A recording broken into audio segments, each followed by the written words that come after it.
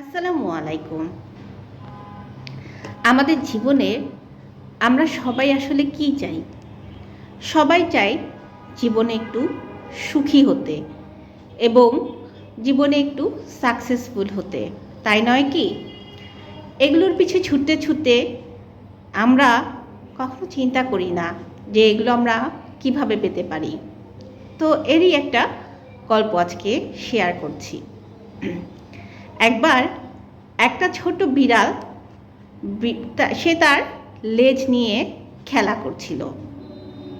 বিড়ালের বাচ্চা, সে তার লেজ নিয়ে খেলা করছিল।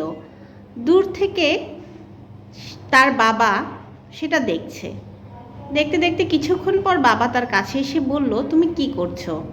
তখন বিড়ালের বাচ্চাটি বলল, আমি আমার লেজ ধরার চেষ্টা করছি। তো বললো যে কেন? বললো, আমাদের স্কুলে আমাদের টিচার বলল যে বিড়াল তার লেজ ধরতে পারবে সে তত বেশি সাকসেস হবে, সে তত বেশি হ্যাপি হবে। তুমি তো স্কুলে আসলে পড়াশোনা করো নাই, তাই তুমি এই বিষয়টি জানো না। তো এই প্রশ্নের উত্তরটা শুনে তার বাবা কিছুক্ষণ চুপ করে থেকে চিন্তা করলো। করার পর তার সন্তানকে বলল, হতে পারে আমি স্কুলে যাইনি, পড়াশোনা করি নাই, কিন্তু আমার চিন্তা ভাবনা একটু ভিন্ন। এজন্যই হয়তো বা আমি খুব বেশি জীবনে সুখী এবং সাকসেস নিজেকে মনে করি। যেমন ধরো, তার বাবা বলল যে আমি কখনো আমার লেজকে ধরার জন্য চেষ্টা করি নাই, কারণ আমি জানি আমি লেজকে যতই ধরার চেষ্টা করব লেজ আমার থেকে দূরে দূরে যাবে।